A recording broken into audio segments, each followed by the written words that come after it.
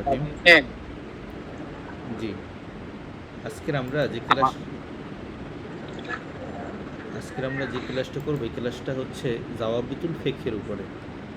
জাওয়াবিতুল ফিক, হ্যাঁ, আমরা কাওয়াইদুল ফিক নিয়ে আলোচনা করছিলাম। কেমন? কাওয়াইদুল ফিক হলো ফিকহের সামগ্রিক বিষয়ের উপরে কায়দা, হ্যাঁ, এটা বিভিন্ন বাবের মধ্যে, তারপরে কিতাবের মধ্যে হতে পারে একটা কায়দা, যেমন ইন্নামাল আমালু।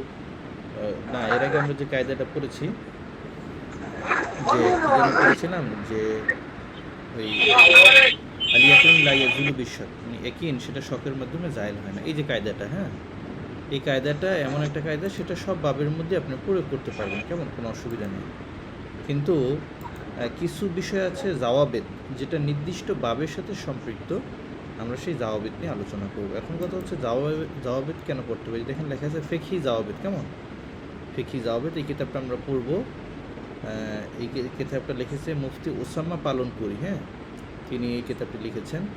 তো কিতাবটা খুবই গুরুত্বপূর্ণ। কিতাবটা হচ্ছে 4 খণ্ড, এই যে দেখেন, জিলদ আউয়াল, হ্যাঁ, হেসায় দোম, হেসায় সোম, হেসায় চাহারম, মোট প্রায় 800 পৃষ্ঠার মতো, প্রত্যেকটায় 200 পৃষ্ঠা করে, 4 দুগুণে 800 পৃষ্ঠা। এইটা বিশেষ করে আমাদের ছাত্রদের জন্য পড়া খুবই জরুরি। কারণ হলো যে আমরা মাসালা যদি মুখস্থ করে তো শেষ করতে পারবো না, কত মাসালা মুখস্থ করবো। সেক্ষেত্রে আমাদের করণীয় হচ্ছে জাওয়াবিদগুলো মুখস্থ করা। আপনি যদি অল্প কিছু জাওয়াবিদ মুখস্থ করেন, তাহলে তো সেই অল্প কিছু জাওয়াবিদের মাধ্যমে আপনি পুরো বিষয়টাকে আপনি আত্মস্থ করতে পারবেন, ফিকহের পুরো বিষয়টা। আমরা একটু দেখি জাবেতা, হ্যাঁ, জাবেতা লুগাত মে কায়দা, হ্যাঁ, কানুন আর আসল কো কাহতে। লুগাতের মধ্যে এই জাবেতা অর্থ যদি দেখেন, সেটাকে বলা হবে কায়দা, কানুন, আসল, এই ধরনের অর্থে আসে। इस्तिलाह में ज़ाबिता उस कुल्ली को कहते हैं जो एक बाब की चंद जुजियात पर मुंतबिक हो, মানে একটা নির্দিষ্ট বাবের অনেকগুলো জুজিয়াতের সাথে সম্পৃক্ত যে কুল্লিটা আছে, সেই কুল্লিটাকে মূলত বলা হয় জাবেতা। তাহলে জাবেতা কি আপনারা বুঝতে পারছেন সকলে, যে নির্দিষ্ট একটা বাবের যে অনেকগুলো জুজিয়াত আছে, সেগুলোর সাথে সম্পৃক্ত হবে, বাবের বাহিরে গিয়ে না, বাবের বাহিরে যাবে না, ওই বাবের সাথেই সম্পৃক্ত থাকবে, হ্যাঁ। जबकि कायदा का ताल्लुक मुख्तलिफ अबवाब के जुजियात से होता है, যখন কায়দা সেটা মুখতালিফ বাবের সাথে, জুজিয়াতের সাথে সম্পৃক্ত হয়, কিন্তু জাওয়াবের যেটা আছে সেটা হচ্ছে নির্দিষ্ট বাবের সাথেই সম্পৃক্ত হয়। এটি ছিল কায়দা এবং জাবেতের মধ্যে পার্থক্য, হ্যাঁ।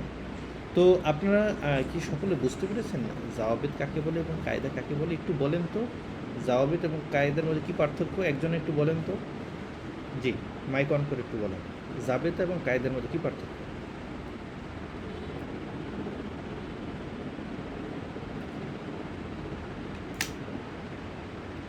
জি, বলবেন কি?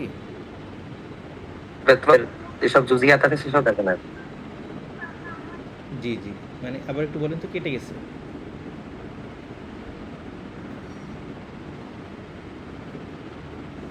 বাইরে ধারা আছে সেগুলোর ভিতরে অন্তর্ভুক্ত থাকবে না। জি, শুক্রিয়া মহোদরা, আপনি বিষয়টা বুঝতে পেরেছেন এবং আশা করি সকলেই বুঝতে পেরেছেন কায়দা কি, জাওয়াবেদ কি। আমরা একটু সামনে আলোচনা করি। আজকে জাবেতা কিছু পড়বো, হ্যাঁ, কিছু জাবেতা আমরা পড়বো। যেহেতু আমরা এখন তহারাত প্র্যাকটিস করতেছিলাম, গত মাসে কিতাবুত তহারাত এবং কিতাবুস সলাত, এগুলো থেকে আপনাদেরকে ফতোয়া লিখতে দেওয়া হয়েছিল। তো এগুলো থেকে কিছু জাবেতা আমরা পড়বো। জাবেতা পড়ার মাধ্যমে আপনি জাবেতা সম্বন্ধে পরিপূর্ণ ধারণা আপনার চলে আসবে, হ্যাঁ। আচ্ছা, জাবেতা, 1 নম্বর জাবেতা, এটা আমরা ইস্তিনজার বয়ান, হ্যাঁ, ইস্তিনজার ব্যাপারে যে জাবেতাগুলো, এটা আপনি অন্য বাবের সাথে ঠিক চলবে না, এটা অজুর বাবে গিয়ে আর এটা চলবে না, এটা ইস্তিনজার সাথে সম্পৃক্ত। আমরা একটু পড়ি। এটা হলো জি জি, একটু আবার বলেন, কেউ যদি প্রশ্ন করে থাকেন। আপনার প্রশ্নটা বোঝা যাচ্ছে না, আপনার কথা কেটে কেটে আসতেছে। আপনি যদি একটু লিখে দিতেন আমরা বুঝতে পারতাম। জি,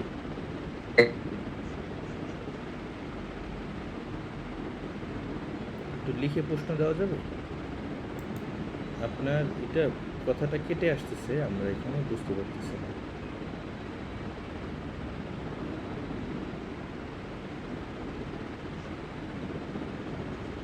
যাবে না বা- জি ভাই, কথা খুবই ভেঙে আসতেছে, কোনোভাবেই বোঝা যাচ্ছে না। অন্য কেউ কি বুঝতেছেন?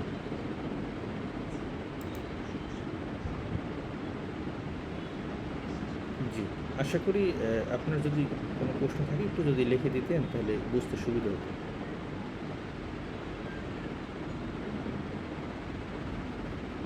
আচ্ছা, আমার কথা আশা করি শুনতে পাচ্ছেন। আমরা সামনে চলে যাই, হ্যাঁ? জি, অন্য কারো কি কোনো প্রশ্ন আছে? ওনার প্রশ্নটা কি অন্য কেউ বুঝতে পেরেছেন? এখানে অন্য কেউ? জি না, এখানে অন্য কোনো কেউ প্রশ্ন করে নাই উস্তাদ। ও আচ্ছা, আচ্ছা, আচ্ছা। জি ঠিক আছে, তাহলে আমরা সামনে যাই, হ্যাঁ? জাবেতা, জাবেতা কাকে বলে? জাবেতা আমরা পড়ি ১ নাম্বার জাবেতা। জাবেতা কাকে বলে সেটা তো বুঝতে পারছেন যে নির্দিষ্ট বাবের ক্ষেত্রে যে কাওয়ায়েদগুলো ব্যবহার হয় সেটাকেই জাবেতা বলে, হ্যাঁ? দেখেন, হর পাক চিজ জিসমে নাজাসাত সফ করনে কি সলাহিয়ত হো। আচ্ছা, এইটা একটা কথা। প্রত্যেক পবিত্র জিনিস যার মধ্যে নাপাকি পবিত্র করার মতো যোগ্যতা আছে, মানে সেটাই নাপাকিকে পবিত্র করতে পারে এমন যে জিনিসগুলো আছে, আর কিমতি এবং মূল্যবান, ইয়া মোহতারাম না হোক, এবং সেটা সম্মানিত যদি না হয়, উচ্চ ইস্তেঞ্জা বেলা কারাহা দুরস্ত হয়, তাহলে সেটা দ্বারা ইস্তেঞ্জা করা কারাহাত ব্যতীত জায়েজ আছে। সুতরাং এখানে আমরা বুঝতে পারলাম যে কোনো একটা জিনিস সেটা যদি কি হয়, পবিত্র করার মতো তার যোগ্যতা থাকে এবং সেটা যদি কিমতি না হয় এবং সেটা যদি সম্মানিত বস্তু না হয়, তাহলে সেটা দ্বারা আপনি ইস্তেঞ্জা করতে পারবেন। কিন্তু उसके अलावा बाकी चीज़ों से इस्तेंजा या तो दुरुस्त नहीं या মাকরুহ है। এই জিনিসগুলো ব্যতীত অন্য যে কোনো জিনিস দিয়ে যদি আপনি ইস্তেঞ্জা করেন, হয়তোবা সেটা একবারেই দুরুস্ত হবে না, অথবা সেটা মাকরুহ হবে, হ্যাঁ? তাহলে আমরা এই কায়দাটা মনে রাখলে আমরা এখান থেকে অনেকগুলো মাসালা বের করতে পারবো। এখানে তাশরী যেগুলো আছে সেগুলো আপনারা পড়ে নেবেন। সব তাশরী আমার পড়ার সামনে। যেরকম দেখেন, নাপাক চিজ সে ইস্তেঞ্জা দুরুস্ত নেই। একটা যদি নাপাক জিনিস হয় তাহলে সেটা দ্বারা ইস্তেঞ্জা দুরুস্ত হবে। এটা আমরা কীভাবে বুঝতে পারলাম? যদি আপনার কায়দা মনে থাকে যে এখানে বলা হয়েছে হর পাক চিজ, বলেছে প্রত্যেক পবিত্র জিনিস, সুতরাং নাপাক জিনিস দ্বারা কী হবে না?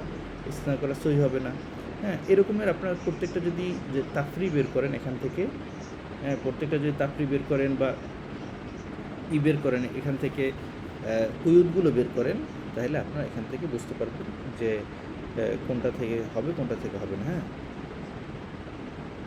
देखें, पाक चीज़ जिसमें नाजसा सफ़ करने की पूरी सलाहियत ना हो उससे इस्तिंजा माकरूह है। যেরকম হাড্ডি, সীসা, এই জুজি মশালাগুলো আপনারা পড়েছেন, তো আমরা এখানে শুধু কাওয়ায়েদগুলো পড়ে গেলাম, এগুলো আপনি একটু দেখে নেবেন, কেমন? আচ্ছা, এবার দেখেন আমরা 2 নম্বর জাবেতা পড়ি। हौर ओ तदबीर जो पेशाब के बाद पेशाब के कतरे को निकलने के लिए की जाए जिससे नजस्त पूरी तरह ज़ायल होने का इत्मीनान हो जाए, वाजिब है। नहर और तदबीर जो पेशाब के बाद पेशाब के कतरे को निकलने के लिए की जाए वो वाजिब है। ঠিক আছে, মানে প্রস্রাব করার পরে অল্প একটু প্রস্রাব যে অনেকের আটকে থাকে, সেটা পবিত্র করার জন্য যেই পদ্ধতি অবলম্বন করা হোক সেটা হলো ওয়াজিব, হ্যাঁ? যে কোনো একটা আপনাকে পদ্ধতি অবলম্বন করতে হবে। এটাকে ইস্তেলাহের মধ্যে ইস্তেবরা বলা হয়। ইস্তেবরা আমরা পড়েছি দাওরা পড়ার সময়। ইস্তেবরা কী জিনিস সে ইস্তেবরা বলা হয়। ইস্তেবরা সেটা অনেকভাবে হতে পারে। যেরকমের लोगों की तबीयत के इख्तलाफ के बायस मुख्तलिफ होती है, जैसे कि कासना, চন্দ কদম চলনা ইত্যাদি ইত্যাদি, হ্যাঁ? যেরকম কেউ কাশি দেওয়া, কিছু সময় হাঁটা, উঠবস করা, বিভিন্ন মাধ্যমে ইস্তেবরা হতে পারে। যে কোনোভাবে ইস্তেবরা করা উচিত, মানে অর্থাৎ আপনার মানে গরজ দিলকে ইতমিনান মকসুদ হয়, আপনার এটা দ্বারা উদ্দেশ্য আপনার দিলের ইতমিনান হইতে হবে, হ্যাঁ, যে আমার এখান থেকে নাপাকি সম্পূর্ণরূপে পবিত্র হয়ে গেছে, এখানে আর কোনো নাপাকি নেই। তাহলে এখন এই বিষয়ে যত মাসালা আসবে আপনি বুঝতে পারবেন যে এই বিষয়ে যে মাসালাগুলো আছে সেগুলো আমি কিভাবে দিব, সেটা আপনি পরিপূর্ণ বুঝে যাবেন। এটার জন্য আর আমার করতে হবে না, এটা আপনি সামনে দেখে নেবেন, হ্যাঁ? এবার আসেন আর একটা আমরা জাবেতা করি। हर ऐसे जगह पर काज़ाए हाजत करना जिससे इंसानों को या दूसरे जानदारों को तकलीफ़ পৌঁছে মাকরুহ है মানে এমন কোনো জায়গায় উজু ইস্তেঞ্জা মানে ওই ইস্তেঞ্জা করা যাবে না যেখানে ইস্তেঞ্জা করলে মানুষের অথবা কোনো জানদারের তাকলিফ হয় সেখানে ইস্তেঞ্জা করা মাকরুহ। হ্যাঁ, তাহলে এখন যদি যেরকমভাবে বলতে পারি লোগো কি ইয়া জানোয়ার কি বটনে কি জায়গা, হ্যাঁ, যেখানে মানুষ বসে যাত্রী ছাউনি অথবা একটা গাছ, যে গাছের নিচে কোনো একটা পশু এসে একটু ছায়া নেয়, হ্যাঁ, বা এই যে কূপ যেখানে এসে পশু পাখি পানি পান করে, এই সব জায়গার পাশে প্রস্রাব করা মাকরুহ। তাহলে এই রকমের আরও যত জায়গা হইতে পারে, আপনার কাছে যত প্রশ্ন আসে আপনি এটা মাথায় থাকলে আপনি উত্তর দিতে পারবেন, কোনো অসুবিধা নেই। এবার আমরা আসি পানিকে বয়ান। এই পানির বয়ান আমরা আলোচনা শুরু করি। তো এখানে এই এর আগে ছিল ইস্তেঞ্জার বয়ান। ইস্তেঞ্জার ব্যাপারে আমরা কায়দা পড়লাম মাত্র তিনটা আপনি এই জাবেদা বললাম, এই তিনটা জাবেদা যদি আপনি মাথায় রাখেন তাহলে ইস্তেঞ্জার বিষয়ে যে কোনো প্রশ্ন আসলে আপনি 70% 80% প্রশ্নের উত্তর আপনি দিয়ে দিতে পারবেন, আপনার আর বেশি কিছু মাথায় থাকতে হবে না। হ্যাঁ, এবার আসি পানিকে বয়ান। পানি সম্বন্ধে আপনার কিছু এরকমের কিছু কায়দা মাথায় রাখতে হবে। হ্যাঁ, জাবেদা, এই জাবেদাগুলো আপনার স্মরণে যদি থাকে আপনি পানির বিষয়ে যে কোনো প্রশ্নের উত্তর দিতে পারবেন। হ্যাঁ, দেখেন আমি যদি আপনাদের এখন একটা প্রশ্ন করি যে কবুতরের যদি পায়খানা সেটা যদি পানিতে পড়ে তাহলে সেটা নাপাক হবে কি না, বলেন তো একজনে।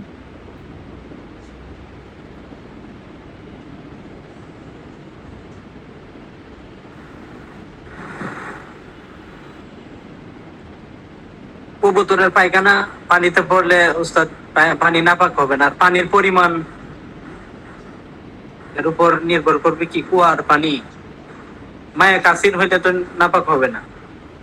আচ্ছা, তো এই যে দেখেন একটা মাসালা আসলো, তখন আমরা একটু সন্দেহ করে যাই যে কী উত্তর দেবো। কেমন দেখেন, এখানে যদি আপনি জাবেতাগুলো মুখস্থ রাখেন তাহলে আপনার জন্য খুবই সহজ। দেখেন परिंदे के बीच से टंकी और कुएं का पानी नापाक ना होगा मगर ये कि नजासत का असर पानी में ज़ाहिर हो जाবে।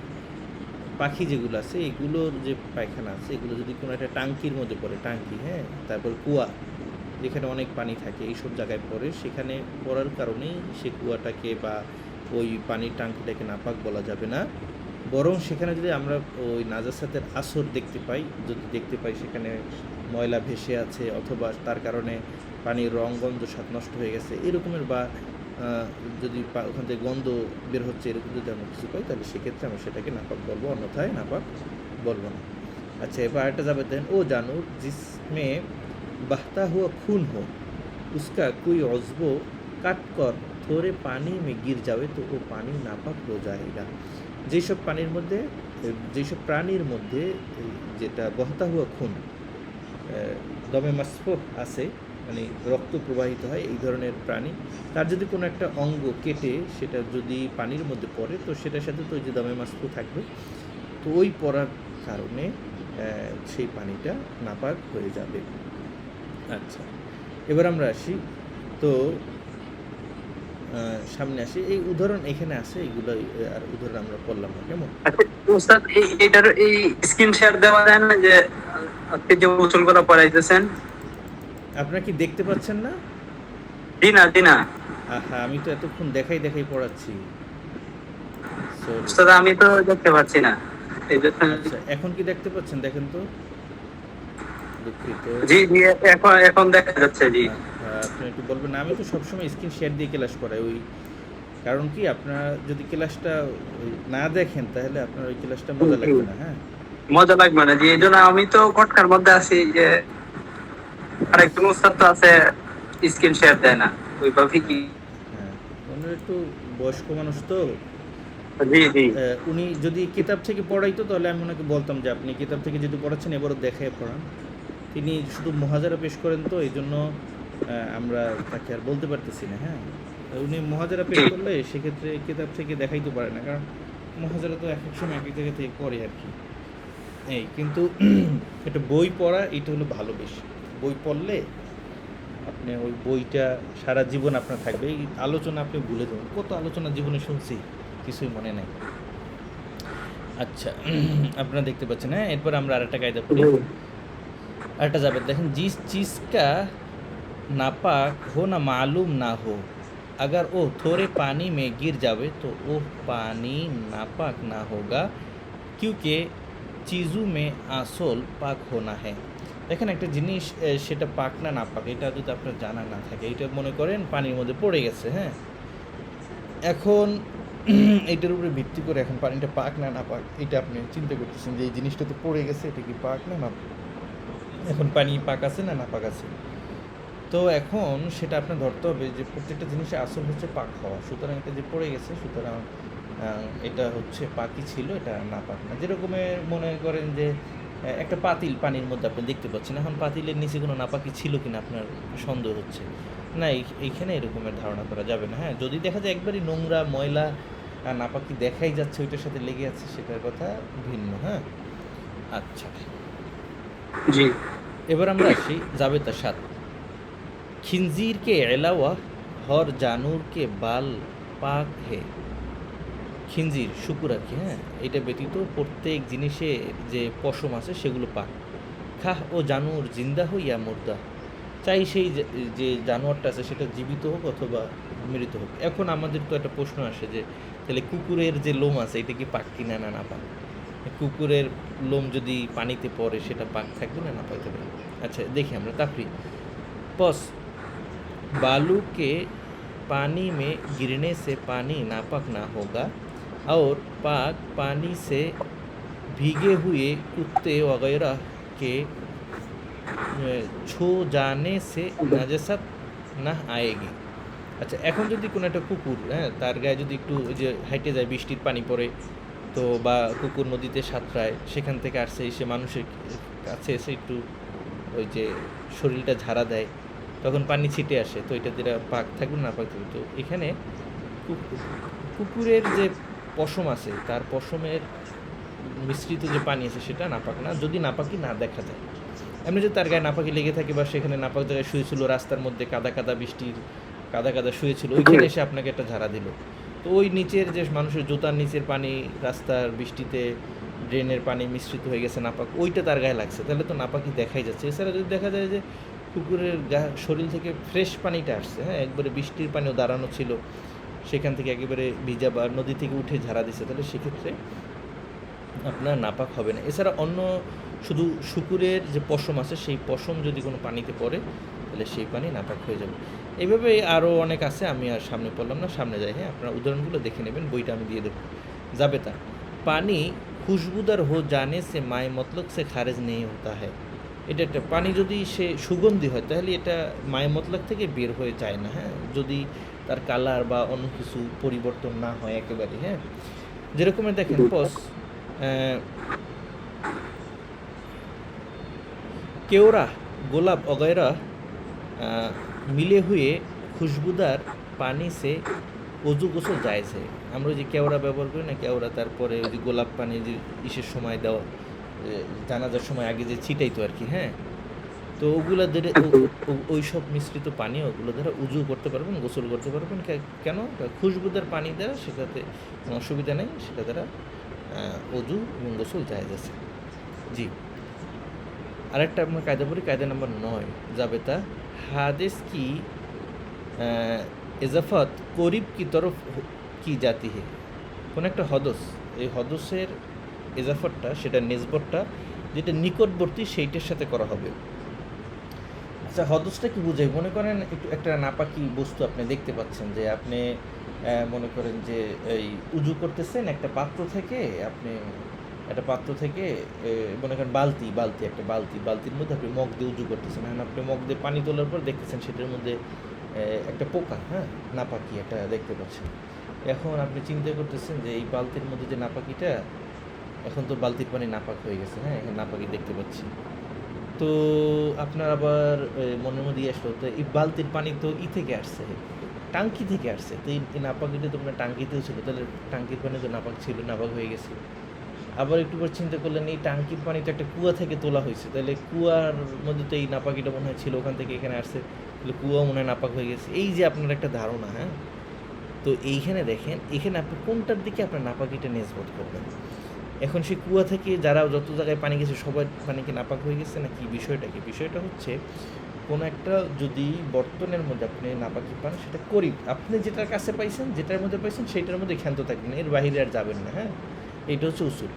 কারণ হতে পারে আপনার বালতির মধ্যেই ওই তেলাপোকাটা উড়ে এসে পড়ছে, বা ওই নাপাকিটা আপনার বালতির মধ্যেই পড়ছে ইঁদুরটা, হ্যাঁ, ওইটা ওই যে টাঙ্কি থেকে এখানে বের হয়ে আসে নাই, এমন হতে পারে। হ্যাঁ, অথবা শুধু যদি আপনি টাঙ্কি থেকে পানি নেন কলসিতে, ওই যে আগের কালে ছিল অনেক গ্রামে থাকে বড় টাঙ্কিতে পানি আসে, ওখান থেকে সবাই কলসিতে করে পানি নিয়ে পান করে। হ্যাঁ, ওখানে বড় টেপ থাকে, মোটা পাইপ থাকে, দেখলেন ওখান থেকে একটা ইঁদুর পড়ছে, তো আপনার মনে করতে হবে হ্যাঁ এই টাঙ্কিতে যে যারা ফিল্টার করছে ওইখানে মনে হয় ইঁদুরটা পড়ছিল, এই মনে করেন এই টাঙ্কিতে ফিল্টার করার জন্য একটা কুয়া থেকে পানি এনে সবাই রাখতো, তাহলে কুয়া থেকে মনে হয় এই ইঁদুরটা আসছে, এরকমের ধারণা করা যাবে না।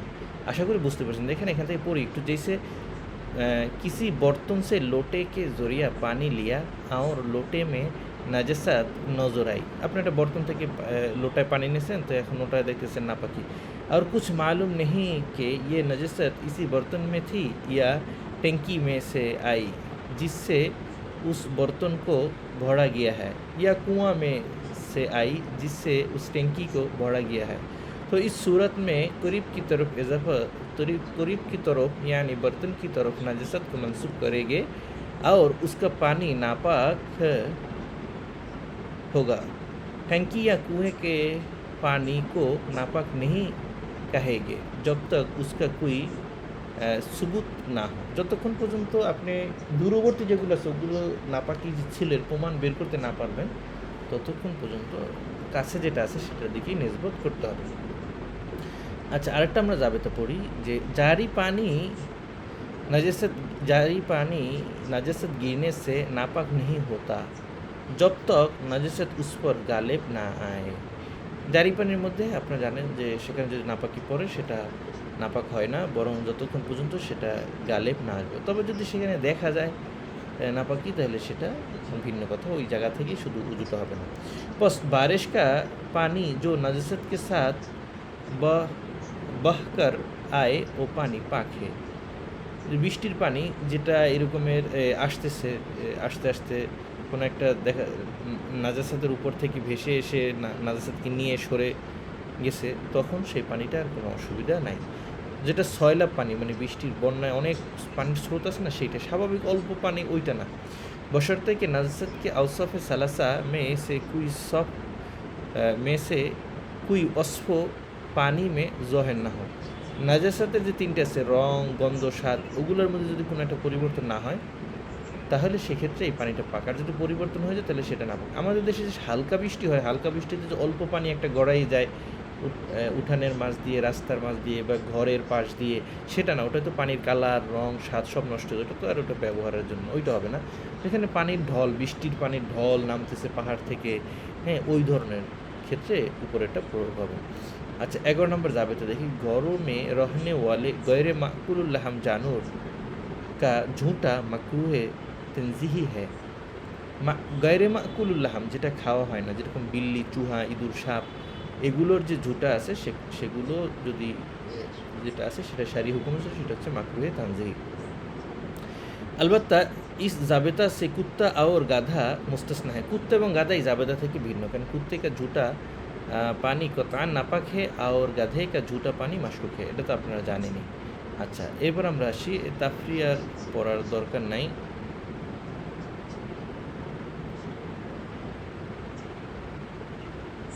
अच्छा, এবার আমরা আসি জাবেতা নাম্বার 12। शिकारी परिंदे यानी वो परिंदे जो अपने पंजू से शिकार करते हैं, जैसे शकरा, बाज, शाहीन वगैरह, या जिन परिंदों का गोश्त नहीं खाया जाता, मिसलन चील वगैरह, उनका झूठा मकरूह तंजीह है। उनके अलावा बाकी परिंदों का झूठा बेला कराहत पाक है। এই যে আমরা শিকারি প্রাণী যেগুলো ওই যে ছো মেরে মেরে নিয়ে যায়, যেরকম বাজ পাখি ইত্যাদি যেটা আছে, হ্যাঁ, এবং যেসব প্রাণী আছে যেগুলো গোশত মানুষ খায় না, চিল টিল ইত্যাদি, হ্যাঁ, এগুলোর যে ঝুঁটা আছে সেটা হচ্ছে কি বললাম, সেটা হচ্ছে মাকরুহে তানজিহি। তাহলে এখানে আপনারা জানতে পারেন শিকারি প্রাণী এবং যেসব প্রাণীর গোশত খাওয়া হয় না, এগুলোর যে ঝুঁটা আছে সেটা হচ্ছে মাকরুহে তানজিহি। আচ্ছা, হর দরিন্দা কা ঝুঁটা নাপাক হে। প্রত্যেক দরিন্দা যেটা আছে সবগুলার ঝুঁটাই কি নাপাক। পস হাতি কে সুদকা পানি নাপাকে, সুতরাং হাতির সুরের যে পানি আছে সেগুলো হচ্ছে নাপাক। এইভাবে যত জানোয়ার আছে, পশু আছে, সবগুলোর পানি হচ্ছে নাপাক। তো এইভাবে এই যে জাবেদাগুলো, এগুলো আপনারা সকলে পড়বেন, হ্যাঁ, পড়ে এগুলো ভালোভাবে আত্মস্থ করবেন। এটা আপনাদের জন্য খুবই কাজে লাগবে এবং এটা খুবই দরকার। এগুলো ইফতাতে অনলাইনে তো বহুত মানে দূর কি বাদ পড়ানোর কথা বুঝতে পারছেন, পড়াবে না এবং এইসব কিতাবের নামই বলবে না। দ্বিতীয়ত আপনার যেগুলো 1 বছরের ইফতা আছে ওই সব জায়গায় এইসব কিতাবের নাম অনেকে জানেও না, কারণ 2 বছরের ইফতা যেখানে আছে ওরা অনেক সময় দিয়ে পড়ে, ওরা এই কিতাবটা অনেকেই পড়ে এবং এটার বিশেষ সময় দেয়। হ্যাঁ, যদিও এটা একটা ছোটো কিতাব, 800 পৃষ্ঠার, কিন্তু কিতাবটা খুবই সকলের জন্য। আমরা একটু অজুর বিষয়ে অল্প কিছু পড়ি, তাহলে আপনারা অজুর বিষয়েও এই যে দাওয়াতগুলো আছে সেগুলো বুঝতে পারবেন। হ্যাঁ, আচ্ছা, এই পর্যন্ত কি কারো কোনো প্রশ্ন আছে বা বুঝতে অসুবিধা হয়েছে এমন কিছু আছে একটু বলেন, এবার আমরা অজুটা শুরু করি। জি, যে এই পর্যন্ত 13টা মাসালা গেল 2টা বাবের মধ্যে। হ্যাঁ, আপনার এই 2টা 13টা, প্রথমটা হচ্ছে 3টা, পরেরটা হচ্ছে 10টা। এগুলো যদি আপনারা মুখস্থ রাখেন তাহলে আপনার জন্য যে কোনো সময় উত্তর দেওয়া সহজ।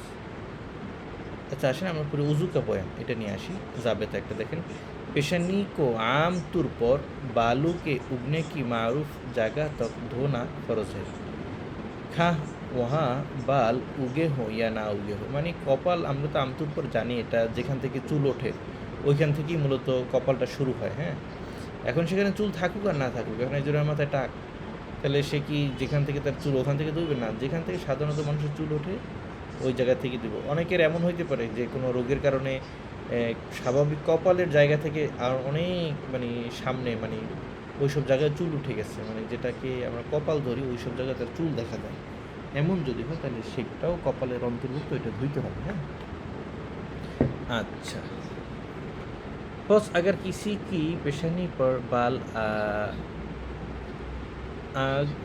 आ गए हो तो उनका धोना फ़र्ज है और वो हिस्सा चेहरा में दाखिल है। হ্যাঁ, তাহলে কেউ যদি কপালের যে অংশের মধ্যে স্বাভাবিক চুল আসার কথা না, যখন চুল আসে তাহলে সেটাও ধুইতে হবে। কেমন? अच्छा, ताफ़री আপনারা দেখে নেবেন, আমরা সামনে পড়ি। जाबता आज़ाए वज़ू में पैदा होने वाले और ज़ायद उज़्वों का धोना फ़र्ज है, खा वो असल उज़्व के साथ मिला हुआ हो या मुस्तकिल हो, खा वो क़ुव्वत और किसी चीज़ के पकड़ने के एतबार से असल उज़्व की तरह हो या ना हो। मिसलन আঙ্গুলি ইয়া হাত, কেউ যদি 2টা আঙ্গুল হয়, 3টা আঙ্গুল অতিরিক্ত থাকে হাতে এবং পায়ে, অথবা হাত 2টা হয়ে যায়, এক হাতের মধ্যে থেকে যদি 2টা হাত বের হয়, যদি ওটা উজুর জায়গা হয় তাহলে সেটা ধুইতে হবে, চাই সেটা কাজ করুক অথবা না করুক, অথবা সেটা আসল হাতের মতো বা আসল আঙ্গুলের মতো সেটা দ্বারা সে ব্যবহার করতে পারুক বা নাই পারুক। আচ্ছা, এই জাবেতাটা আপনারা বুঝতে পারলেন। এখন আপনাদের চিন্তা করতে হবে না যে ছোট আঙ্গুল এটা কি ধুইতে হবে কিনা, ওটা বাদ করছি কিনা। অনেকের মনে আসতে পারে এটা তো জি, কেউ কিছু প্রশ্ন করছেন?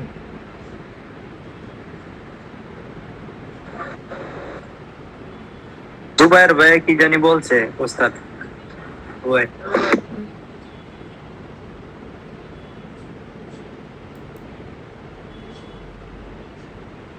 জি উস্তাদ সামনে আগান। জি, আমরা সামনে চলে যাই। হ্যাঁ, আমরা এটা পরে দেখবো অনেক। अच्छा, जाबता একটা जाबता चीज़ें की हद में उगने वाले सब बालू को अच्छा सॉरी, चेहरे की हद में उगने वाले सब बालू का हुक्म वज़ू में दरही की तरह है। চেহারার মধ্যে যে অন্য যে চুলগুলো আছে, যেরকমের মোছ আছে, গুরু আছে, এগুলো ধোয়ার কি হুকুম বলতেছে, এগুলো ধোয়ার হুকুম ওইটাই যেটা দাড়ির ধোয়ার হুকুম, অর্থাৎ এগুলো যদি খুব পাতলা হয় তাহলে হালকা করে ভিতরে পানি পৌঁছে দেবো, আর যদি ঘন হয় তাহলে আর ওখানে জোর করে পানি পৌঁছতে হবে না, ইত্যাদি ইত্যাদি। হ্যাঁ, अच्छा, এবার দেখেন আরেকটা যাবে, দেখেন माए मतलब का इस्तेमाल গোসল ও মাসে दोनों में ज़रूरी है। মানে গোসল মানে ধোয়ার মধ্যে এবং মাসে করার মধ্যে মায়ে মতলকের ইস্তেমালটা জরুরি। এখন যদি কোনো একটা মানে মায়ে মতলকের তার অস্প হারাই যায় তাহলে তখন সেই জিনিসটা দিয়ে আপনি যদি অজু আদায় করেন বা কোনো একটা হুকুম আদায় করেন সেটা পালন হবে না।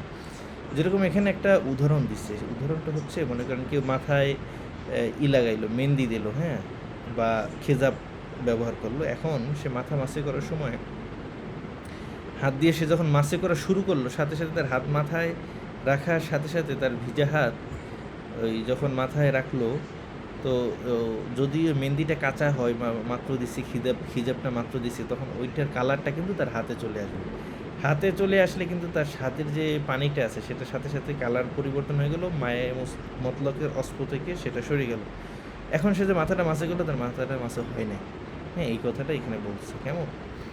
এটি বলতেছে পস अगर किसी ने सर में खिजाब या मेहंदी लगाई फिर उसी हालत में मसह किया तो अगर हाथ की तेरी खिजाब या मेहंदी के साथ मिलकर रंगी हो गई और मुतलक पानी के हुक्म से निकल गई तो मासे जायज़ ना होगा। তাহলে এটা মাসে জায়েজ হবে না। আমি এটা চিন্তা করলাম যে এটা কেমন মশালা, পরে দেখলাম এই মশালাটা এই ফতোয় হিন্দির মধ্যেও আছে, হ্যাঁ, এবং আরও অনেক কিতাবের মধ্যেও আছে, তাতারখানির মধ্যেও আছে এবং স্বামীর মধ্যেও আছে এই মশালাটা। যদি আপনার যখন কাঁচা অবস্থায় থাকে মেহেন্দিগুলো, বা আপনার ওই যেটা হিজাব যেটা লাগায় ওইটা, খিজাব যেটা ব্যবহার করে সেটা যদি একবারে তরল অবস্থায় সে যদি দেয় এবং তার হাতটা যদি ভিজে যায়, তখন কিন্তু মাসে এটা সহি হবে না। আচ্ছা, এবার আমরা 18 নম্বরে আসি। 18 নম্বর যাবে তা অজু গোসল মে তাকাতুর, এই যে শর্ত হয় তাকাতুর, তো আপনারা বোঝেন, ইয়ানি ইস্তরা ধোনাকে কুচ কতরে টপক যায়, মানে এমনভাবে ধুইতে হবে যেন দু একটা ফোঁটা পড়ে, হ্যাঁ, টপকে টপকে ফোঁটা করে। এই যে তাকাতুর, এটা হচ্ছে অজু এবং গোসলের মধ্যে শর্ত। এখন এখান থেকে যদি আপনাকে কোনো একটা মাসালা জিজ্ঞেস করে, ভাই আমি তো উজু করছি, অল্প একটু জায়গা শুকনো ছিল, পরে হাত ভিজে ছিল, ওখান থেকে একটু টান দিয়ে মুছে দিছি, এখন আমার উজুটা হবে কি না, হ্যাঁ, আপনি হয়তো বলতে পারেন হ্যাঁ আপনার উজু হয়ে গেছে, কারণ যে জায়গাটুকু ভিজে ছিল না সেটা আপনি ভিজিয়ে দিয়েছেন। দেখেন এখানে কি লেখছে, তাফরি পস अगर वज़ू या गुस्ल के बाद मालूम हुआ कि कोई हिस्सा खुश रह गया तो उस जगह फ़कत तेरी हाथ फिर लेना काफ़ी ना होगा, बल्कि उस हिस्सा का बाकायदा धोना ज़रूरी है। अलबत्ता नया অজু লাজিম नहीं है, আপনার অজু নতুন করে লাজিম না, তবে সেখানে ওই জায়গাটা আপনাকে ধুইতে হবে, মানে এমনভাবে পানি দিতে হবে যাতে ওখান থেকে একটু টপকায় পড়ে। শুধু হাতটা একটু হালকা ভিজে ছিল, ওটা দিয়ে আপনি একটু টান দিয়ে দিলেন, সেটা যথেষ্ট হবে না। এবারে জাবেতা নাম্বার 19 দেখেন, অজু के बाद आज़ाए वज़ू से किसी भी जूस के निकलने या उखड़ने से उस जगह का धोना ज़रूरी नहीं है। आज़ाए वज़ू, অজুর অঙ্গ টঙ্গ মধ্যে থেকে মনে করেন যে জায়গাগুলো আছে ওই জায়গা থেকে কোনো একটা জিনিস আপনি তুলে ফেললেন অজুর পরে, তাহলে আপনার অজু ভাঙবে না। যেরকমের মনে করেন আপনার হাতে একটা ওই যে হালকা জখম ছিল, সেখানে একটা শুকনো চামড়া ছিল, তো আপনি অজু করার সময় ওই চামড়ার উপরে ধুয়েছেন, এরপরে হালকা করে ঘষা লেগে ওই চামড়াটা পড়ে গেছে, হ্যাঁ, বা অনেকে আমরা ওই যে করি, ওই যে হাতের চামড়া ওঠে অনেকের, হ্যাঁ, আমরা উজু করার পরে দেখা যায় যে হাতের চামড়া সেটা একটু উঠছে, আমি টান দিয়ে ছিঁড়ে ফেললাম বা ফেলে দিলাম, এখন তো আপনার চিন্তা পড়ে গেল তাহলে এইটার নিচটা তো কী অবস্থা, এই জায়গাটা তো ভিজে নেয় বা শুকনা ছিল, এখন আমার উজু আছে না নাই, আপনার চিন্তা হইতে পারে, হ্যাঁ। তো এইখানে বলা হয়েছে যে অজু থেকে স্বাভাবিক যে জুস আছে ওইটা কোনো একটা জুস যদি নিকাল মানে বের হয়ে যায়, নিকাল নেয় অথবা উখাড় নেয়, আপনি একটু উঠাই ফেললেন, তাহলে সেই জায়গাটা উস জায়গা ধোনা জরুরি নেই, ওটা আর ধুইতে হবে না, আপনার উজু আছে, হ্যাঁ। দেখেন এখানে পস অজু के बाद जख्म का छिलका या बदन की कोई खाल উতরি, ওই যে বদনের কোনো খাল, অনেক ওই যে হাত পায়ের চামড়া ওঠে খাল, অথবা জখমকা যে শুকনো একটু জখম ছিল, আপনি তো খোঁটা দিলেন, একটু চামড়া পড়ে গেল, হ্যাঁ, ইয়া নাখুন তারাশে অথবা আপনি নখ কাটলেন, হ্যাঁ, এগুলোর দ্বারা আপনার উজু যাবে না। ইয়া বাল কা কাটে অথবা চুল কাটে, মাথা মুন্ডালেন, তো উসকে নিচে কি জায়গা কা ধোনা ফরজ নেই, হ্যাঁ, এগুলো আপনার ধুইতে হবে না। अच्छा, जैसे वज़ू के बाद सर के बाल मुंडाने वाले से दोबारा मसह ज़रूरी नहीं है। अच्छा, 20 नंबर का ज़ाबित, वज़ू का किसी मकसद के लिए किया जाए तो उससे नमाज दुरुस्त है। যে কোনো কারণে কিছু উজু করে এরপর যদি সে উজু দিয়ে নামাজ পড়তে চায় সেটা পারবে, কোনো অসুবিধা নেই। যেরকম তেলাওয়াতে কোরআনের জন্য কেউ উজু করলো অথবা এমনি ঘুম থেকে উঠে উজু করলো, ওগুলো দ্বারা সে সব কিছু করতে পারবে, এটা কোনো অসুবিधा नहीं। ज़ाबिता नंबर 21, बदन पर लगी हुई हर वो चीज़ जो खाल तक पानी पूछने में माने हो तो उसका छुड़ाना वज़ू ও গোসল में ज़रूरी है।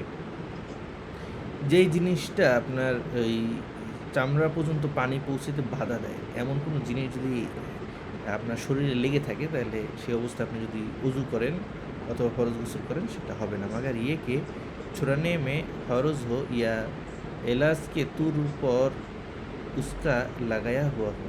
তবে মাগার মানে সেখান থেকে ব্যতিক্রম হচ্ছে যে যে জিনিসটা আছে ওটা যদি উঠাইতে গিয়ে আপনার হরজ হয় অথবা শেফার কারণে আপনি যদি চিকিৎসার জন্য লাগিয়ে থাকেন তাহলে সেটা ভিন্ন কথা। তাছাড়া যদি আপনার লাগা থাকে তাহলে সেক্ষেত্রে আপনার বললাম উজু এবং গোসল হবে না।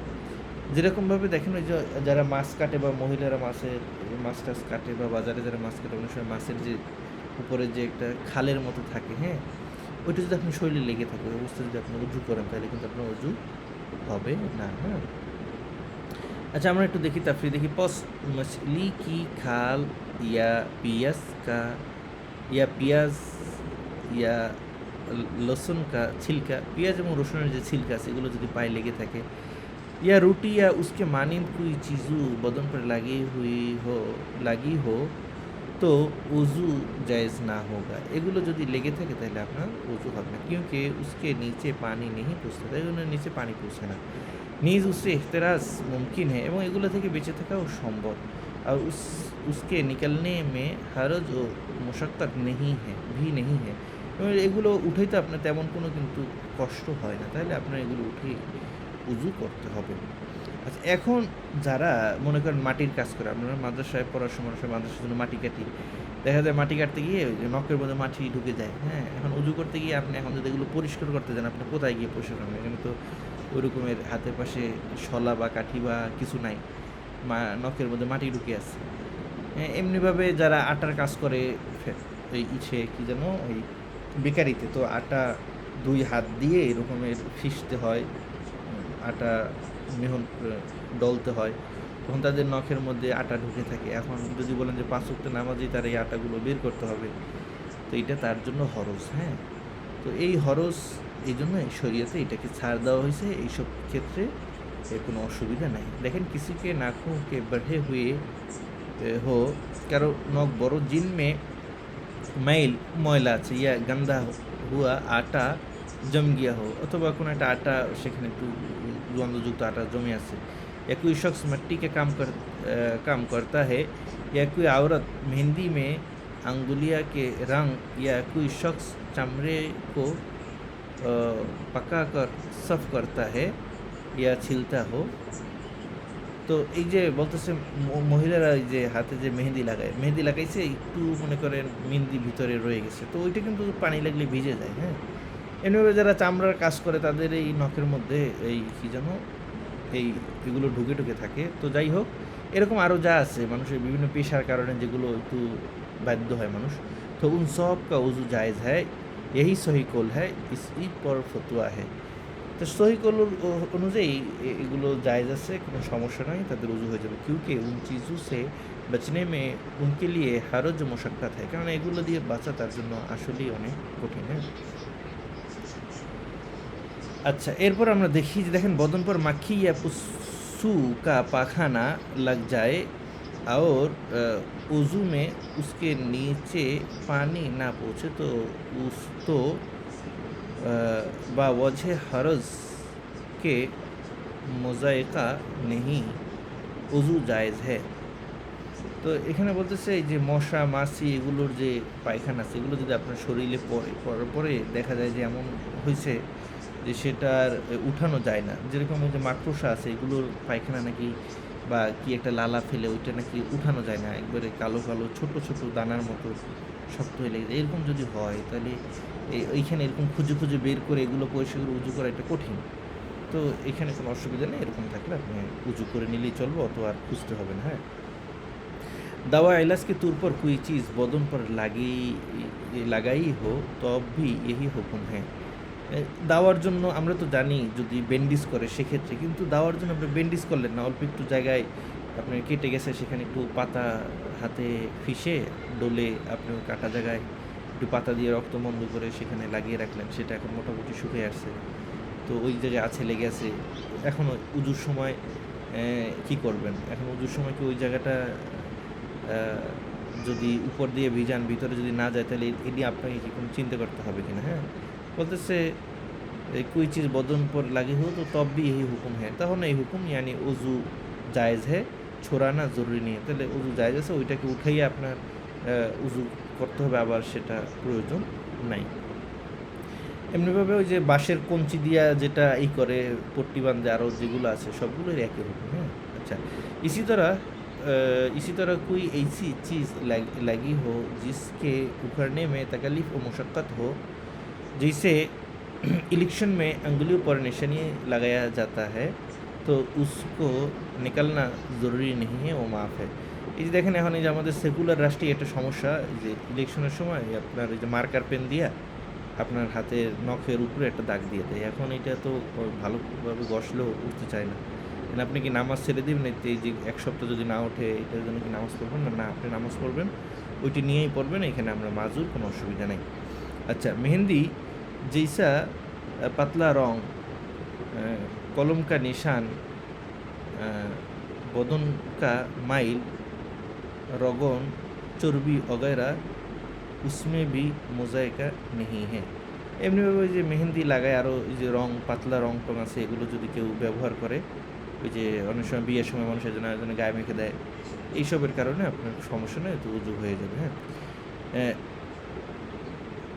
আচ্ছা, তবে এখানে ওই যে যেটাকে বলা হয় নখ পালিশ যেটা আছে, সেটাই কিন্তু ওটার কিন্তু ভিতরে পানি পৌঁছে না, সেটা কিন্তু ভিন্ন মশলা।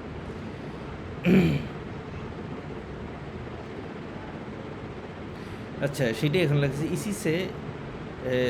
लॉप इसी से लिपस्टिक और नाखून और नख पालिश का हुक्म भी वाज़ेह हो गया कि अगर वो तही वाली है, यानी उनका जरम और परत बनता है, तो उसको लगाने से वज़ू और गोसल सही नहीं होगा। যদি এই যে লিপস্টিক এবং ওই যে নখ পালিশ এগুলো যদি হয়, মানে মোটা হয়, উপরে একটা পরটের মতো পড়ে যায়, তাহলে সেটা দিয়া সহি হবে না, এই কথাটাই এখানে বললো। হ্যাঁ, और अगर मेहंदी जैसा रंग है और तही नहीं बनती तो वज़ू गोसल सही है। যদি এমন হয় যে মেহেন্দি যেরকম রং, ওই রকমের জিনিস যারা লিপস্টিক ব্যবহার করছে, যে পাতলা, ভিতরে কোনো তৈলাক্ত না, ভিতরে পানি ঢুকতে কোনো অসুবিধা নাই, এরকমের ক্ষেত্রে যদি হয়, তাহলে সেক্ষেত্রে ওযু গোসল সহি হবে, এছাড়া হবে না। আচ্ছা, এরপরে এখানে আছে নাওয়াকিজুল ওযু, এখানেও আরও অনেকগুলো আছে, আমরা কিন্তু ওযুর অনেকগুলো পড়ে ফেলছি। নাওয়াকিজুল ওযু থেকে একটা পড়ি, দেখেন, হর বাহনে ওয়ালে খুন या पीप से वज़ू टूट जाता है, खा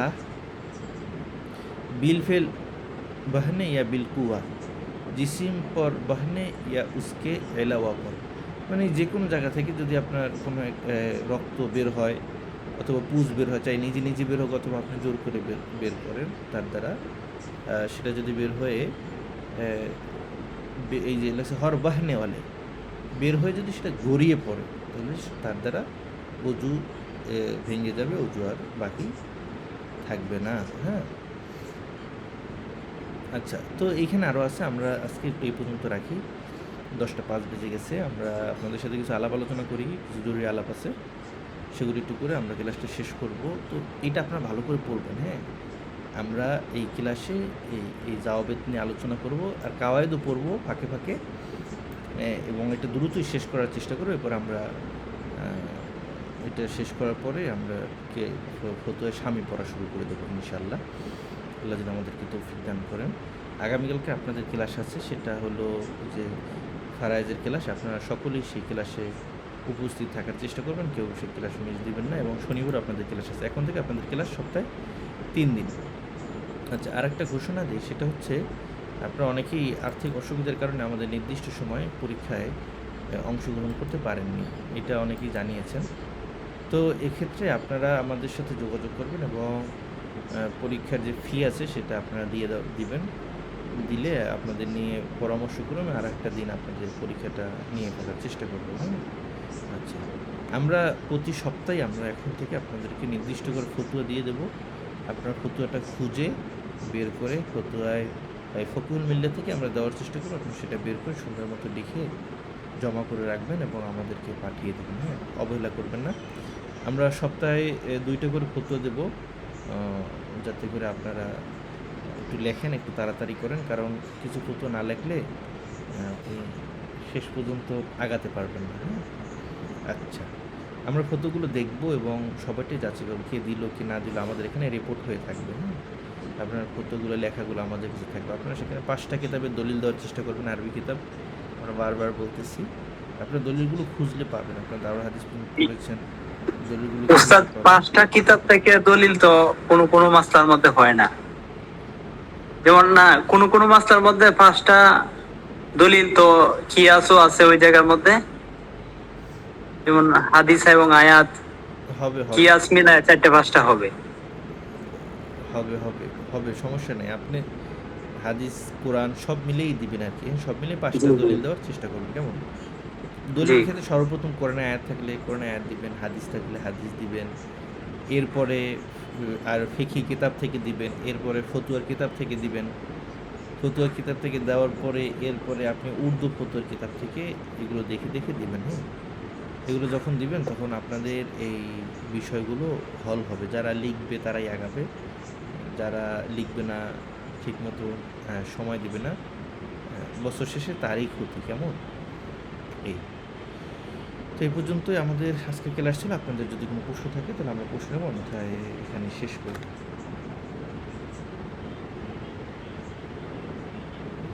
জি, আপনাদের উস্তাদ, প্রশ্ন হচ্ছে যে পিডিএফটা করার অপশনটা একটু শিখিয়ে দিলে মাইক্রোসফট অ্যাপস এর মধ্যে লেখার পরে। উস্তাদ ও পিডিএফ কীভাবে করবেন না এইটা না? আচ্ছা, এটা একেবারেই সহজ। দাঁড়ান তো, আমার কম্পিউটার থেকে হয় কিনা আমি একটু দেখাই। যদি হয় তো তাহলে দেখাবো, অন্যথায় মোবাইল থেকে আমি একটা ভিডিও করে দেখাবো। এই যে মাইক্রোসফট ওয়ার্ডে গেলেন। আচ্ছা, আমার স্ক্রিনটা মনে হয় এখন দেখা যাচ্ছে না, না আবার স্ক্রিনটা শেয়ার জি না স্ক্রিন দেখা যাচ্ছে। স্ক্রিনটা শেয়ার দিচ্ছি। আপনি প্রথমে মাইক্রোসফট ওয়ার্ড অ্যাপটায় গেলেন। হ্যাঁ, এটা আমি মনে করছিলাম যে মাইক্রোসফট ওয়ার্ডে দেওয়া নাই, পরে দেখেছি দেওয়া আছে, অসুবিধা নেই। এখানে গিয়ে মনে করেন এই যে আমরা একটা দিতে গেলাম, সেটাকে ওপেন করলাম। এই যে আপনাদেরকে কাকে কোন প্রশ্নটা দিছি, হ্যাঁ এটা। এরপরে এখান থেকে পিডিএফ করার জন্য আপনি এই দিতে যাবেন, হোমে তো হলো না, ইনসার্টে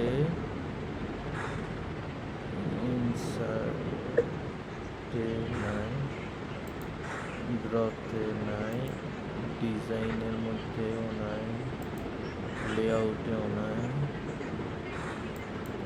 রেফারেন্সে নাই, ম্যানেজে নাই, রিভিউতেও নাই, ভিউতেও নাই, ট্যাব ডিজাইনেও নাই, লেআউটেও নাই। আচ্ছা, আমার মোবাইল এটা এই কম্পিউটার কোন জায়গায় আছে সেটা আমি একটু খুঁজে পাচ্ছি না। আপনার মোবাইল থেকে একটু স্ক্রিন শেয়ার দিন তো, আমি দেখাই দিচ্ছি। আপনার মোবাইল থেকে স্ক্রিন শেয়ার দিন। আমার ফোন থেকে স্ক্রিন শেয়ার দেওয়া যাবে? এটা সিস্টেমটা কি? জি। আর আমাকে তো উস্তাদ এই যে ফতোয়াটা পাঠানো হয় নাই, মাহবুবুল আলম পাইনি তো। জি জি, না ময়মনসিং। দাঁড়ান একটু আমি দেখি, তো পান নাই না? জি, মাহবুবুল আলম,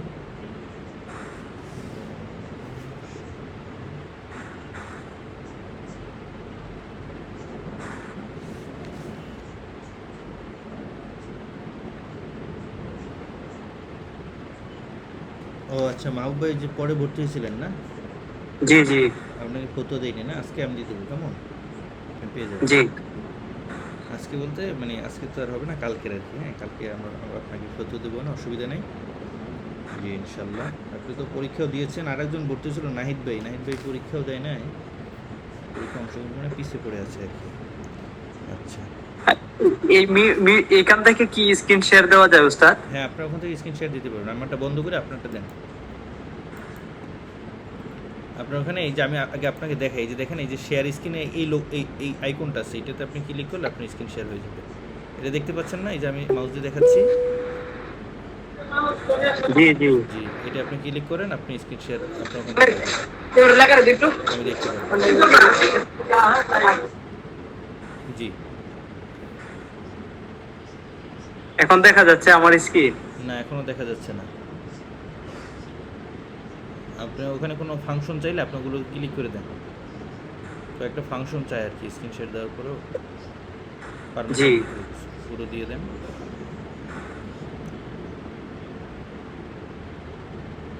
হ্যাঁ, এবার দেখা যাচ্ছে। যে এবার আপনি ওই যে ইতে ঢুকে যান, মাঝখান থেকে বের হয়ে আপনি চলে যাবেন মাইক্রোসফট ওয়ার্ডে। জি এখন গেলাম। আমরা তো স্ক্রিনটা দেখতে পাচ্ছি না, কারণ কি কালো কালো আসতেছে। আপনি আবার একটু করেন তো, স্ক্রিন শেয়ার দেন তো।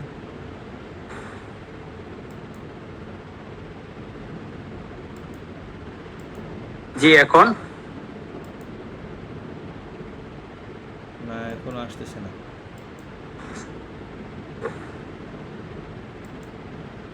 share your device what your team আছে ওকে।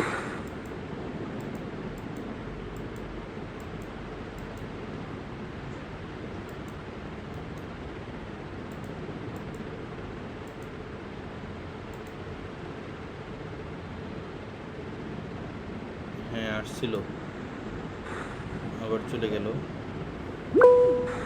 আসলে যে কোনো অপশন কয়েকটা চাই, যেমন এখানে ক্রোম ব্রাউজার আসছে, আলাপ বিকাশ অ্যাপস গুলো আমার যে ফোনে গুলো আসছে ওগুলো না ব্রাউজার। দিয়ে আপনি দ্বিতীয়টাই দেন।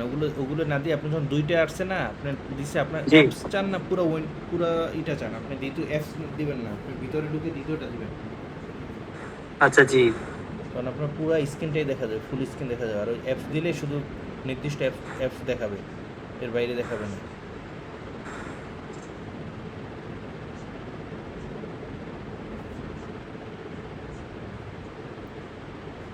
এখন হ্যাঁ হ্যাঁ হ্যাঁ, এবার দেখা যাচ্ছে। জি, ওই যে আমি একটা ডকুমেন্ট লিখে রাখছিলাম নামাজের ভুল কথা বলে, যে হ্যাঁ যে এটা আচ্ছা, এটা লিখছেন না, এখন এতে ভিতরে ঢুকেন তো দেখি। এই যে নিচে যে ফাংশনে ঢোকা যায় না, ওগুলোতে ঢুকেন তো। এই যে সে ভিউ আচ্ছা প্রিন্ট ভিউ। আচ্ছা, এটা জি আপনাকে কি করতে হবে, এই যে ইডিটে যান আগে। আচ্ছা জি আচ্ছা, লিসেন এন্ড এই যে থ্রি ডটে ক্লিক করেন তো। এই যে আচ্ছা আচ্ছা, এডিটে গেলাম। জি হ্যাঁ আচ্ছা, থ্রি ডটে দেন, এই যে উপরে থ্রি ডট জি দেওয়ার জি পরে দিলাম। এই যে দেখেন আপনার এখানে সেভ অ্যাস আছে, দেখছেন? জি জি সেভ এস। সেভ অ্যাসে এখন যাই, নেমস আছে এই যে দিস ডিভাইসে যান, দিস ডিভাইস। এটা আপনার মোবাইলের দিস মধ্যে যাবে। ডিভাইস। হ্যাঁ, আচ্ছা জি যার পর সেটিংয়ে যান, অন করে দেন। সেটিং জি অন করলাম। এলাও। এবার ব্যাকে যান। জি, এবার আপনার ডকুমেন্টে সেভ এখন দেন, ডকুমেন্টে, বা আপনি নিজে একটা ফোল্ডার করে ফোল্ডার রাখতে পারেন, ডকুমেন্টে রেখে দেন, ডকুমেন্টে দেন, ক্লিক করেন। জি ডকুমেন্টে ক্লিক করছেন, এই যে ডকুমেন্টে। জি হ্যাঁ এবার সেভ দেন, সেভে চাপ দেন নিচে, এই যে সেভ দিচ্ছেন, এইটা এখানে সেভ হয়ে গেছে। এইটা হচ্ছে ডক ফাইল সেভ। হ্যাঁ, এখন আপনার একটা জি। পিডিএফ ফাইলও সেভ করা দরকার। কেমন? উপরে থ্রি ডটে ক্লিক করেন তো, জি। উপরে থ্রি ডটে জি থ্রি ডট। এই যে দেখেন শেয়ার অ্যাজ পিডিএফ, দেখছেন? জি এটা চাপ দেন। এখান থেকে শেয়ার করে নিতে হবে। জি হ্যাঁ, এখন আপনার এটা পিডিএফ করা যাবে। কেমন? আপনি সেভ করছেন, এখন আপনি এটা হুবহু পিডিএফ করতে পারবেন। এই দেখেন পিডিএফ হইতেছে অলরেডি। আচ্ছা, আপনি এটা মানে সেভ হয় না, সেভের জন্য এই কোণে একটা চাপ দিতে হবে, এইখানে চাপ দিলে। এখন লেখছে ডকুমেন্ট রেডি হয়েছে। আচ্ছা, জি এখন এটা পিডিএফ হয়ে গেছে। এটা আপনি মনে করেন আমার হোয়াটসঅ্যাপে পাঠান তো দেখি, আমার হোয়াটসঅ্যাপে দিয়ে দেন। শেয়ার দিব এখান থেকে। হ্যাঁ, শেয়ার দিয়ে আপনার সেডেও রাখতে পারেন বা আমার হোয়াটসঅ্যাপে দিতে পারেন। হোয়াটসঅ্যাপে দেন, আমি একটু দেখি জি। পিডিএফটা কেমন হয়েছে, আপনাকে দেখাই। এই যে গ্রুপের মধ্যে দেখা দিলাম। হ্যাঁ দিচ্ছেন না, এখন এটা কিন্তু পিডিএফ হয়ে আমাদের কাছে চলে আসছে। আমি একটু দেখি তো আপনার এটা কেমন হয়েছে। আমার এখান থেকে জি। স্ক্রিন শেয়ার দিয়ে আমি দেখাইতেছি। আচ্ছা জি বুঝতে পারছেন পিডিএফ কীভাবে বানায়? জি জি জি জি। জি, এছাড়াও পদ্ধতি আছে, ওই যে আপনি থেকে বানাইতে পারবেন। ওই যে যেখান থেকে আমি থ্রি ডটে ঢুকলাম না, জি হ্যাঁ, ওখানে গেলে আপনি দেখতে পারবেন, কথা বুঝতে পারছেন? ওখানে গেলেই শেয়ার পিডিএফ লেখা আছে, এই যে দেখেন আপনার এই লেখাটা এই যে চলে আসছে, দেখতে পাচ্ছেন?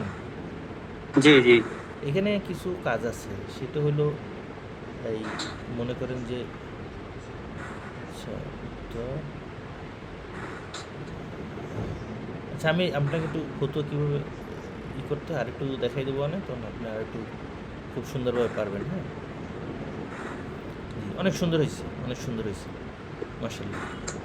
আপনাকে আরেকটু দেখাই দিতে হবে, হ্যাঁ, আরেকটু দেখাই দিলে আপনি পারবেন। সেটা হচ্ছে এটা শুরুতে এবং শেষে আপনার নাম লিখতে হবে, মাদ্রাসার নাম লিখতে হবে। হ্যাঁ, এই যে শেষে দ্বিতীয় পেজে লিখছি তো উস্তাদ, এই যে ও শেষে আপনার মাদ্রাসা নাম লিখছেন না, পুস্তক। নিবেদক? হ্যাঁ, শুরুতে মাদ্রাসার নাম লিখতে হবে। হ্যাঁ, জি বরাবর সম্মানিত মুফতি সাহেব এটা লিখে, তারপরে লেখার পরে লিখবেন যে মার্কাজুস সুফা মাদ্রাসা। আমার জানার বিষয় হলো, হ্যাঁ, এরপর প্রশ্ন দিবেন, জি এরপর দিবেন হলো সারি উত্তর বা সারি সমাধান, এরপর সমাধানটা লিখবেন। এরপরে এই সমাধান লেখার পর এরপরে দেবেন সারি দলিল। হ্যাঁ, সারি দলিল লেখা, এরপরে দলিলের উপরে যে দলিলগুলো আছে সেগুলো পেশ করবেন। কেমন? জি আমাদের একটা নমুনা কপি দিলে যেমন পেজের মধ্যে ছেড়ে দিলে আমাদের জন্য আচ্ছা আচ্ছা, আমি সহজ হইতো। আমি নমুনা কপি নমুনা কপি দিয়ে দেবো, জি অসুবিধা নেই, আবার দিয়ে দেবো। হাটাজারির নমুনা আচ্ছা কপিটা জি আগে আপনাদেরকে দেবো, ওইটা থেকে দেখে নেবেন। কেমন? আচ্ছা জি হাটাজারির নমুনা কপিটা দেবো। আমাদের মিটিংটা মানে এখনই কেটে যাবে, আর 1 মিনিট থাকবে হয়তো বা। আচ্ছা জি জি ওস্তাদ, সময় বের হয়ে গেছে অনেকেই, আমি ছিলাম। জি, অসুবিধা নেই। আমাদের ভিতর কয় মিনিট আছে? 2 মিনিট আছে এখনো। জি আচ্ছা, আপনাকে একটু ফটো দেখাই দিই 2 মিনিটে।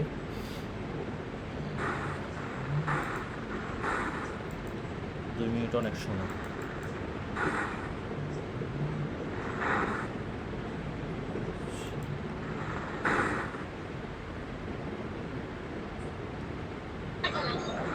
আসসালামু আলাইকুম। আসসালামু আলাইকুম। ওয়ালাইকুম আসসালাম রহমতুল্লাহ। জি, আপনি ভালো আছেন? হ্যাঁ, আলহামদুলিল্লাহ ভালো আছি। কেমন আছেন জুয়েল ভাই? যা ভালো। আমি একটা মাসালা লিখে প্রশ্নের উত্তর লিখে পাঠাইছিলাম আর কি। পেয়েছি পাইছেন পেয়েছি, কিনা? আপনারটা পেয়েছি। আহ, মাশাআল্লাহ, সুন্দর হয়েছে, দেখে জানাবো না? হ্যাঁ, জি জি। আরও লিখবেন। এই কি কি লিখতে পারে তো হ্যাঁ প্রশ্ন দিয়ে দিলে হ্যাঁ ভালো হতো। হ্যাঁ, ওটা কালকে পেয়ে যাবেন। কালকে 2টা দেবো, এই সপ্তাহে 2টা লিখতে পারবেন না? 2টা লিখবেন, হ্যাঁ। আচ্ছা, আমি এগুলো অনেক দিন হইলে তো এগুলো নষ্ট হয়ে যায় আর কি। কেমন? আমি একটু বের করে আপনাকে পার্সোনাল পাঠিয়ে দেবেন ভাই। জি, পার্সোনালি পাঠাইতে হবে, এখন এখান থেকে পাওয়া যাচ্ছে না।